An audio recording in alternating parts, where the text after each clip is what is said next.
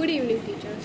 तो आज हम जानते हैं कोरोना वायरस के बारे में। तो आज हम कोरोना वायरस के बारे में बात करते हैं, जिसे आजकल नाम दिया गया है कोविड-19। तो सबसे पहले हम बात करते हैं इनके सिम्टम्स के बारे में। इनके सिम्टम्स हैं माइल्ड फीवर, कोल्ड, कफ और ब्रेथिंग में प्रॉब्लम होना, मीन्स शॉर्टेज इन ब्रेथिंग। तो हम कैसे कह सकते हैं कि फीवर या कोल्ड, ये तो बहुत कॉमन सी प्रॉब्लम्स हैं, तो ये सबको होती रहती हैं, बट नहीं, इसमें ये बात है कि स्टार्टिंग में ये बहुत हल्का होगा, कि स्टार्टिंग में फीवर बहुत कम होगा, आपको कोल्ड भी कम होगा, लेकिन धीरे धीरे ये बहुत हाई लेवल पे पहुंच जाएगा आपका। तो इसी से हमें पता चल सकता है कि हाँ, आपको कोरोना वायरस है या नहीं है। तो जैसे कि हम सुन ही रहे हैं कि हमें क्या क्या प्रिवेंशन लेने चाहिए, क्या क्या ट्रीटमेंट है, तो इसी के बारे में आज हम जानते हैं।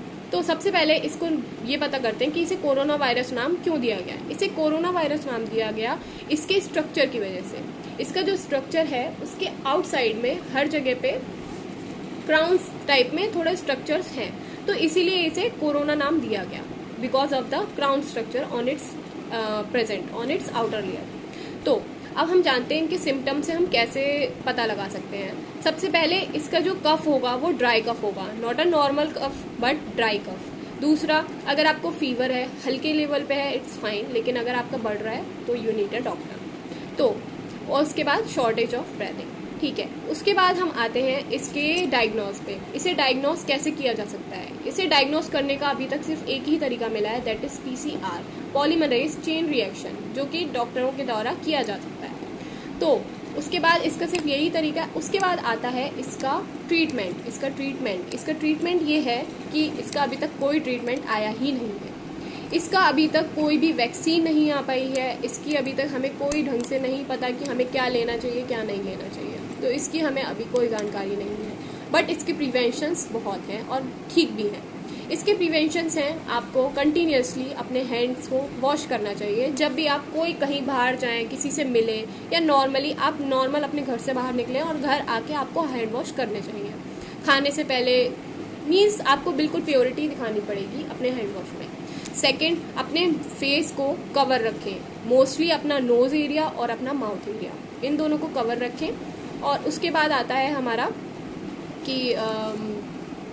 इसके बाद आता है हमारा कोरोना से बचने का एक सबसे ज़्यादा आसान तरीका, आप अपने घर में रहना पसंद करें, आप अपने घर में रहिए।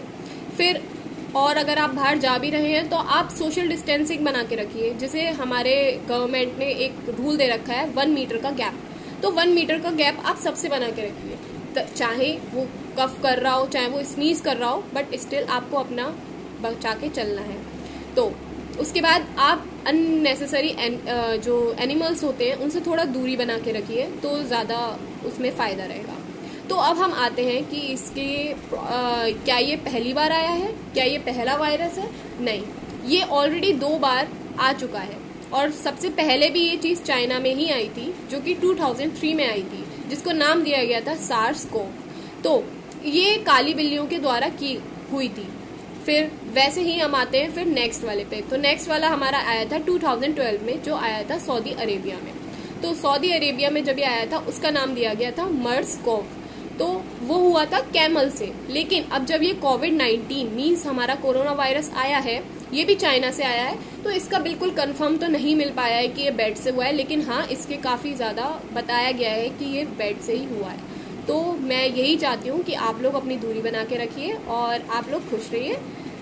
Live your life. Thank you. Have a good day.